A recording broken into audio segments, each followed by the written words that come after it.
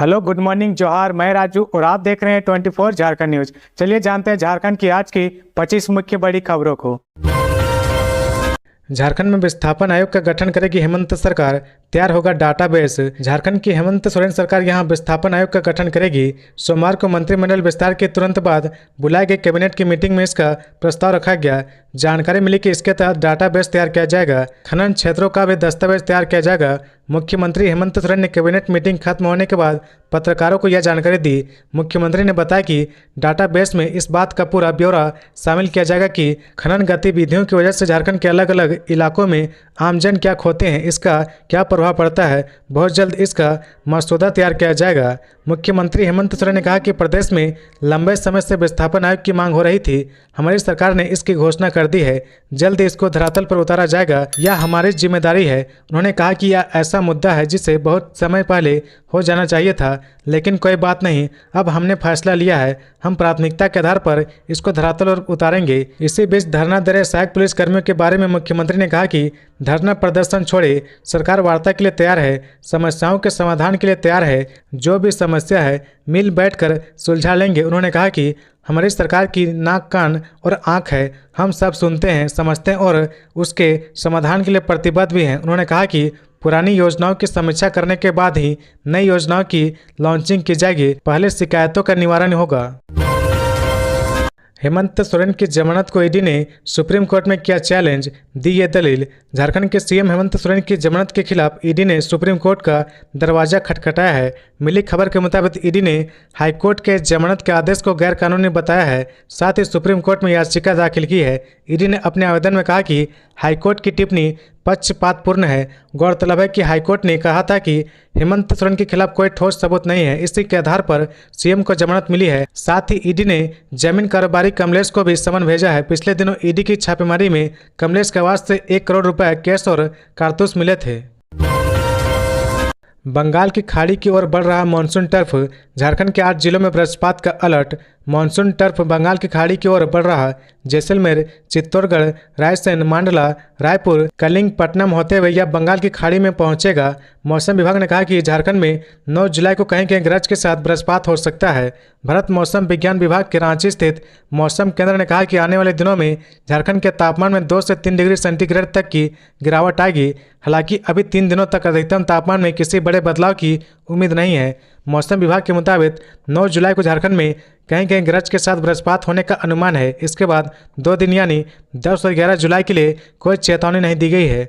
12 जुलाई को झारखंड के उत्तर पूर्वी भागों में कहीं कहीं भारी बारिश हो सकती है, यानी देवघर, दुमका, गोड्डा, जामताड़ा, पाकुड़, साहिबगंज, धनबाद और गिरिडीह में कुछ जगहों पर भारी बारिश हो सकती है। मौसम वैज्ञानिक ने कहा कि राज्य में पिछले 24 घंटे के दौरान मानसून की गतिविधि सामान्य रही। कुछ जगहों पर गरज के साथ हल्के से मध्यम दर्जे की वर्षा हुई है।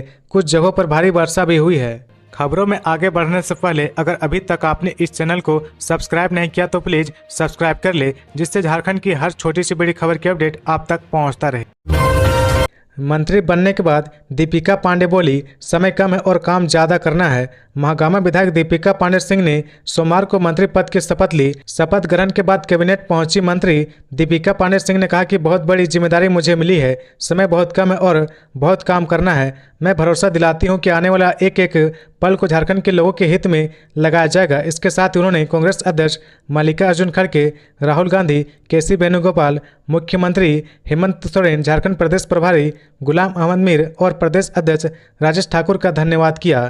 मीडिया से बात करते हुए मंत्री दीपिका पांडे सिंह ने कहा कि आप लोग सबको भी धन्यवाद, क्योंकि आप भी आवाज़ उठाते रहे। मैं इससे बहुत बड़ी जिम्मेदारी समझती हूं जो मुझे मेरी पार्टी और महागठबंधन की सरकार ने दी है। मैं कांग्रेस अध्यक्ष मल्लिकार्जुन खड़गे, राहुल गांधी, केसी वेणुगोपाल और झारखंड प्रदेश प्रभारी गुलाम अहमद मीर और प्रदेश अध्यक्ष राजेश ठाकुर का धन्यवाद देते हूँ। ये बहुत बड़ी जिम्मेदारी है। मुख्यमंत्री हेमंत सोरेन के नेतृत्व में जो सरकार बनी है उसमें मुझे मुख्यमंत्री जी ने अपने कैबिनेट में मुझे शामिल किया है। उसके लिए मैं उन्हें शुक्रिया कहना चाहती हूँ। बहुत कम समय है और मैं पूरा भरोसा दिलाने का प्रयास करूंगी कि एक एक पल को झारखंड के लोगों के हित में लाया जाएगा। गौरतलब है कि सोमवार को हेमंत कैबिनेट के लिए महागामा विधायक दीपिका पांडे सिंह ने मंत्री पद की शपथ ली है। दीपिका पांडे सिंह को कांग्रेस कोटे से मंत्री बनाया गया है। पिछली सरकार में कृषि, पशुपालन और सहकारिता मंत्री रहे बादल पत्रलेख को कैबिनेट से बाहर किया गया है। झारखंड से बिहार जा रही कार को कोडरमा में ट्रेलर ने मारी टक्कर, 2 लोग गंभीर। कोडरमा घाटी में कार और ट्रेलर के बीच जोरदार टक्कर हुई। इसमें 2 लोग गंभीर रूप से घायल हो गए। दुर्घटनाग्रस्त कार के परकच्चे उड़ गए। दुर्घटना सोमवार की सुबह हुई। दुर्घटनाग्रस्त स्कॉर्पियो में सवार 2 लोग गंभीर रूप से घायल हो गए। घायलों की पहचान समस्तीपुर बिहार निवासी 55 वर्षीय खुर्शीद आलम और 35 वर्षीय शिवलाल कुमार के रूप में हुई है। जानकारी के मुताबिक स्कॉर्पियो पर सवार होकर रांची से कोडरमा होते हुए 7 लोग समस्तीपुर जा रहे थे। इसी दौरान कोडरमा घाटी में विपरीत दिशा से आ रहे एक ट्रेलर ने कार को जोरदार टक्कर मार दी। इससे कार पूरी तरह क्षतिग्रस्त हो गई। कार में सवार 2 लोग गंभीर रूप से जख्मी हो गए। बाकी 5 लोगों को मामूली चोटें आई है। हादसे के बाद पुलिस ने घायलों को इलाज के लिए सदर अस्पताल भेज दिया। गुमला में एक ही परिवार के 3 लोगों की सांप काटने से मौत। गुमला जिले में सांप के काटने से एक ही परिवार के 3 लोगों की मौत हो गई। तीनों को जब सांप ने काटा तो उनको अस्पताल ले जाने की बजाय झाड़ फूंक कराने के लिए ले जाया गया था। तीनों को अगर समय पर अस्पताल ले जाया जाता तो शायद उनकी जान बच जाती। घटना पालकोट प्रखंड क्षेत्र के लोटवा डुगडुगी की है। मृतकों में राजेश किसान, उसकी पत्नी सुनीता और उसके भाई मनोज किसान शामिल है। बताया जा रहा है कि तीनों खाना खाने के बाद फर्श पर सो रहे थे, तभी देर रात जहरीले करेत सांप ने तीनों को डस लिया। सांप के काटने के बाद तीनों को सोमवार की सुबह स्वास्थ्य केंद्र पालकोट को ले जाया गया, जहां डॉक्टरों ने तीनों को मृत घोषित कर दिया।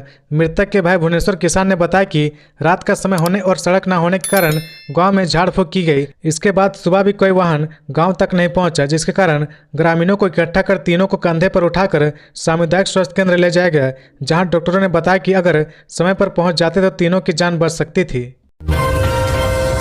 लातेहार में हथियार के साथ जेजेएमपी के 2 उग्रवादी गिरफ्तार, वारदात की बना रहे थे योजना। लातेहार में पुलिस ने हथियार के साथ जेजेएमपी के 2 उग्रवादी को गिरफ्तार किया है। पुलिस ने बताया कि दोनों उग्रवादी वारदात की योजना बना रहे थे।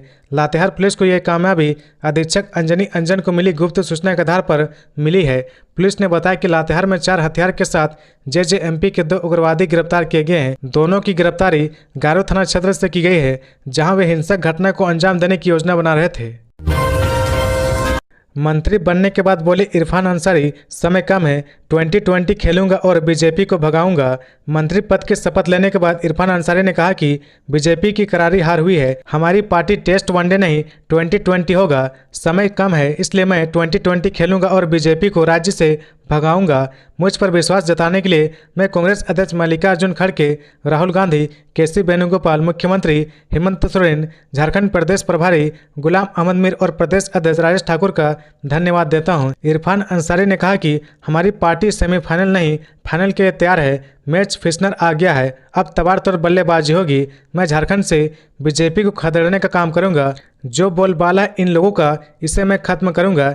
जैसे इरफान अंसारी ने शपथ ली, बीजेपी के लोग भाग गए हैं, घर में घुस गए हैं। नहीं होना चाहिए ऐसा। 5 महीने के लिए इन लोगों ने सीएम हेमंत सोरेन को जेल में बंद रखा। मैं इन लोगों का एक एक दिन का बदला लूंगा। अब मैं आ गया हूं, यह पूरे राज्य के लिए खुशी की बात है। गौरतलब है कि जामताड़ा विधायक इरफान अंसारी ने मंत्री पद की शपथ ली है। इरफान अंसारी को आलमगीर आलम के जेल जाने और इस्तीफे के बाद अल्पसंख्यक कोटे से मंत्री बनाए गए हैं। आलमगीर आलम गठबंधन सरकार में ग्रामीण विकास और पंचायती राज्य मंत्री थे। विधानसभा की दहलीज पर पहुंच गए आंदोलित सहायक पुलिसकर्मी, प्रशासन के छूटे पसीने। राज्य के उग्रवाद प्रभावित 12 जिलों की सहायक पुलिस अपनी मांगों को लेकर रांची के मोहराबादी मैदान में अनिश्चितकालीन आंदोलन पर है। सोमवार को विधानसभा के विशेष सत्र के दौरान सैकड़ों की संख्या में सहायक पुलिस के महिला और पुरुष जवान अलग अलग रास्तों से विधानसभा के मुख्य भवन के पास तक पहुंच गए। उन्हें रोकने में पुलिस अधिकारियों के हाथ पांव फूल गए। ये सभी आंदोलित सहायक पुलिस के जवान विधानसभा के गेट नंबर 1 के करीब सड़क किनारे बैनर तख्ते के साथ वर्दी में बैठकर अपनी मांग कर रहे हैं। लोहरदगा से महिला सहायक पुलिस जवान अस्मिता ने कहा कि 2017 में उनकी बहाली हुई थी। पिछले 7 वर्षों में एक पैसा भी मानदेय में नहीं बढ़ाया गया। सरकार आश्वासन देती है लेकिन उसे पूरा नहीं करती है। निषेधाज्ञा वाले क्षेत्र में कानून तोड़कर पहुंच जाने के सवाल पर सहायक पुलिस अस्मिता कहती है कि आखिर उनके पास रास्ता ही क्या बचा हुआ है। वह पिछले कई दिनों से मोहराबादी मैदान में आंदोलन पर है, लेकिन कोई उनका हाल समाचार लेने तक नहीं पहुंचा। रघुवर दास की सरकार के दौरान 2017 में राज्य के 12 नक्सल प्रभावित जिलों में विधि व्यवस्था दुरुस्त रखने में सहायता के लिए इन सहायक पुलिस की नियुक्ति हुई थी। तब उन्हें 10,000 रुपये मासिक दिया जाता था। सहायक पुलिस कर्मियों के माने तो आज भी उन्हें 10,000 रुपये ही मिलता है और हर साल सेवा विस्तार के लिए साहबों की ओर टकटकी निगाहों से देखना पड़ता है। सोमवार 1 जुलाई को पदस्थापन वाले जिलों में सामूहिक अवकाश पर रहने के बाद इन्होंने अनिश्चितकालीन आंदोलन रांची के मोहराबादी मैदान में शुरू किया था। आज अपनी मांग सरकार तक पहुंचाने के लिए वर्दी में ही सहायक पुलिसकर्मियों का जत्था विधानसभा के दहलीज तक पहुंच गया है। मेकन में कार्यरत मैनेजर के घर में चोरों ने 12 लाख के जेवर उड़ाए, कैश भी ले गए। रांची मेकन के स्ट्रक्चरल डिपार्टमेंट में कार्यरत मैनेजर विवेक कुमार गोप के मेकन स्थित आवास से चोरों ने 12 लाख से ज्यादा के जेवर 60,000 रुपये नकद की चोरी कर ली है। मिली खबर के मुताबिक चोरी की यह घटना 8 जुलाई की सुबह 3 बजे हुई। गोप परिवार मेकन के क्वार्टर संख्या L46 में रहता है। पुलिस सूत्रों से मिली जानकारी के अनुसार 8 जुलाई की सुबह 3 बजे अज्ञात चोरों ने घर का ताला तोड़ा और 12 लाख से ज्यादा के जेवर के साथ 60,000 रुपये नकद उड़ा ले गए। घटना के एक दिन पहले मैनेजर सब परिवार अपने रिश्तेदार के यहाँ गए हुए थे। सूचना है कि पुलिस मामले की पड़ताल कर रही है। JBKSS ने शुरू किया झारखंड मांगे जयराम अभियान, 3.25 करोड़ लोगों तक पहुंचाने का लक्ष्य। झारखंडी भाषा खतियान संघर्ष समिति के केंद्रीय अध्यक्ष जयराम महतो ने विधानसभा चुनाव की तैयारी शुरू कर दी है। इसके लिए 8 जुलाई से झारखंड मांगे जयराम अभियान की शुरुआत की गई है। संगठन के केंद्रीय अध्यक्ष जयराम महतो और उपाध्यक्ष संजय मेहता ने संयुक्त प्रेस वार्ता में बताया कि अभियान के तहत 3.25 करोड़ लोगों तक पहुंचाने का लक्ष्य तय किया गया है। इनसे सीधा संवाद स्थापित किया जाएगा। इस अभियान का उद्देश्य है कि झारखंडी आवाम को उनके अधिकारों के लिए एकजुट करना है। संजय मेहता ने कहा कि झारखंड की जनता मौजूदा शासन प्रशासन से परेशान है, बदलाव की मांग कर रहे हैं। लोग जयराम महतो की ओर आशा भरी निगाहों से देख रहे हैं। हम भी झारखंडी भावनाओं का सम्मान करते पूरी ताकत से चुनाव में भाग लेंगे। जयराम महतो ने कहा कि झारखंड में सत्ता परिवर्तन तय है। उन्होंने कहा कि लोकसभा चुनाव के परिणामों ने साफ कर दिया कि उनको झारखंड वासियों का पूरा समर्थन हासिल है। वे वोटर्स का सम्मान करते हैं, विश्वास दिलाते हैं कि जो कमी रह गई उसे पूरा करेंगे। जयराम महतो ने दावा किया कि झारखंड में JBKSS की सरकार बनेगी। ऐसा काम करेंगे कि झारखंड का नव निर्माण होगा। प्रेस कॉन्फ्रेंस के दौरान बोकारो के प्रकाश कुमार ने JBKSS ज्वाइन किया। प्रकाश कुमार ने लंदन के इंपीरियल कॉलेज से पढ़ाई की है। अंतर्राष्ट्रीय स्तर पर कई उल्लेखनीय काम किए हैं। अब झारखंड में सियासत से जुड़कर कुछ सकारात्मक करना चाहते हैं। संगठन के उपाध्यक्ष संजय मेहता ने कहा कि हमारी टीम में वैसे सभी लोग का स्वागत है जो झारखंड के लिए कुछ अलग करना चाहते हैं। हम policy planning, research and development की टीम बनाकर राज्य के नीतिगत मसलों का समाधान निकालेंगे। तीसरी बार मंत्री बनने बन्ना गुप्ता बीजेपी पर बरसे, बोले साजिश के तहत हेमंत जी को जेल में डाला गया। तीसरी बार मंत्री बनने बन्ना गुप्ता बीजेपी पर जमकर बरसे। मंत्री बन्ना गुप्ता ने कहा कि भारतीय जनता पार्टी ने साजिश के तहत कई बार अलग अलग तरीकों से इस सरकार को गिराने की योजना बनाई थी। राष्ट्रपति शासन लगाने के लिए मुख्यमंत्री को जेल भेजने से लेकर बहुत सारे हथकंडे अपनाए गए, लेकिन उन सब पर जनता और बहुमत भारी है। समय कम है और काम बहुत करना है। बन्ना गुप्ता ने कहा कि यह जनता के लिए और जनता के द्वारा चुनी हुई सरकार है। जनता की आशा आकांक्षा पूरी करने के लिए यह सरकार वचनबद्ध है। जिस तरीके से भारतीय जनता पार्टी ने साजिश के तहत कई बार इस सरकार को गिराने की योजना बनाई थी और राष्ट्रपति शासन लगाने के लिए मुख्यमंत्री को जेल भेजने से लेकर बहुत सारे हथकंडे अपनाए गए, उन सब पर जनता और बहुमत भारी है। समय कम है और काम बहुत करना है, इसलिए सागर को सागर में भरेंगे और ज़्यादा से ज़्यादा काम करेंगे। झारखंड की जनता की आशा और उम्मीद को पूरा करेंगे। गौरतलब है कि पश्चिमी जमशेदपुर से कांग्रेस पार्टी के विधायक बन्ना गुप्ता ने मंत्री पद की शपथ ली है। बन्ना गुप्ता 2019 में गठित गठबंधन सरकार में स्वास्थ्य, परिवार कल्याण और आपदा प्रबंधन मंत्री रहे। PLFI का पूर्व सदस्य रिंकू साहू देसी कट्टे के साथ गिरफ्तार, कई मामले में था वांछित। पश्चिमी सिंहभूम में पुलिस ने people's liberation front of India PLFI के एक उग्रवादी को गिरफ्तार किया है। उसका नाम रिंकू साहू है। उसे देसी कट्टे के साथ पकड़ा गया है। पुलिस को कई मामलों में रिंकू की तलाश थी। अनंतपुर के मुंडा टोला में पूर्व PLFI उग्रवादी रिंकू साहू को गिरफ्तार करके सोमवार को न्यायिक हिरासत में भेज दिया गया है। मुंडा टोला के विकास चांपिया के बयान पर पुलिस ने मामला दर्ज कर आगे की कार्रवाई शुरू कर दी है। आरोपी रिंकू की निशानदेही पर पुलिस ने मुंडा टोला के एक घर से देसी कट्टा बरामद किया है। पुलिस को पश्चिमी सिंहभूम जिले के आनंदपुर के मुंडा टोला के विकास चांपिया ने सूचना दी थी। रिंकू साहू हथियार के साथ घूम रहा था, उसे डरा धमका रहा है। पुलिस के पहुंचने पर रिंकू ने भागने की कोशिश की, लेकिन ग्रामीणों की मदद से उसे दबोच लिया गया। पूछताछ में रिंकू साहू ने बताया कि उसने विकास के घर में हथियार छुपा दिया है। रिंकू साहू जेल में बंद PLFI एरिया कमांडर आकाश साहू तथा सुजीत साहू उर्फ साहू जी के साथ काम कर चुका है। उसके खिलाफ आनंदपुर थाना में वर्ष 2016 में आर्म्स एक्ट, वर्ष 2017 में हत्या व आर्म्स एक्ट समेत 2 अलग अलग मामले दर्ज हैं। इसके अलावा वर्ष 2021 में पश्चिमी सिंहभूम के सीमा से सटे सिमडेगा जिले के बानो थाने में हत्या और आर्म्स एक्ट समेत कुल 4 मामले दर्ज हैं। चाकुलिया में सुबह 14 लाख के गहने की लूट। बहरागोटा जाने वाली सड़क पर मिली बाइक। पूर्वी सिंहभूम जिले के चाकुलिया प्रखंड में सुबह 14 लाख रुपए के गहने की लूट हो गई। प्रखंड के श्याम सुंदर थाना क्षेत्र स्थित पिता जोड़ी चौक में सोमवार की सुबह करीब 8 बजे सोना दुकानदार से यह लूट हुई है। सोना दुकानदार उत्तम साव धालभूमगढ़ थाना क्षेत्र स्थित महुली सोल के निवासी है। प्रतिदिन की तरह सुबह लगभग 8 बजे बाइक से वे पिता जोड़ी चौक स्थित दुकान पर पहुंचे। दुकान का ताला खोलने लगे तो देखा कि ताला का छेद बंद है। इसे देखकर वे पास के एक दुकानदार के पास गए और उसे बता रहे थे कि किसी ने ताला के छेद में बालू और फैब्रिक डालकर उसे बंद कर दिया है। इसी बीच बाइक पर सवार होकर 2 युवक मौके पर पहुंचे। उत्तम साव की बाइक की डिक्की तोड़कर उसमें रखे गहनों से भरा बैग लेकर भाग गए। बैग में लगभग 100 ग्राम सोने के जेवरात तथा 4 से 5 किलो चांदी के जेवरात थे। अपराध को अंजाम देने के बाद लुटेरे जब भाग रहे थे तभी एक युवक की नज़र उन पर पड़ी। उसने लुटेरों का कॉलर पकड़ लिया लेकिन किसी तरह लुटेरे भागने में सफल रहे।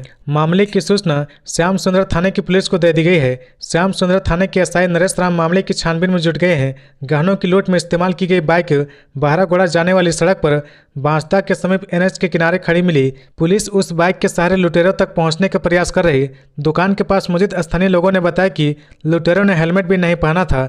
अंदाजा लगाया जा रहा कि लुटेरे काफी समय से सोना दुकान और उसके मालिक की रेकी कर रहे थे। सोना दुकान के बाहर CCTV कैमरा नहीं होने का भी लुटेरों ने फायदा उठाया। दुकानदार ने अपनी दुकान के भीतर CCTV कैमरा लगाया लेकिन बाहर नहीं।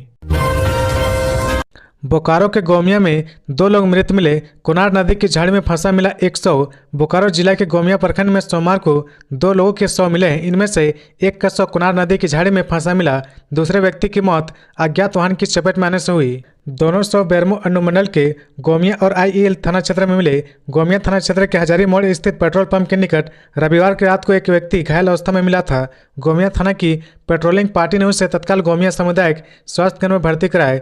चिकित्सकों ने प्राथमिक उपचार के बाद उसे सदर अस्पताल बोकारो भेज दिया। वहां इलाज के दौरान उसकी मौत हो गई। पुलिस ने उसकी पहचान के लिए जांच पड़ताल शुरू कर दी है। दूसरा शव सोमवार की सुबह ससबेड़ा पंचायत के चिरूपदार स्थित कुनार नदी में झाड़ी में फंसा मिला। स्थानीय लोगों ने तुरंत IEL थाना की पुलिस को इसकी सूचना दी। पुलिस मौके पर पहुंची और शव को नदी से बरामद किया। पानी में रहने के कारण बॉडी फूल गया था। उसकी पहचान के लिए पुलिस लगी हुई है।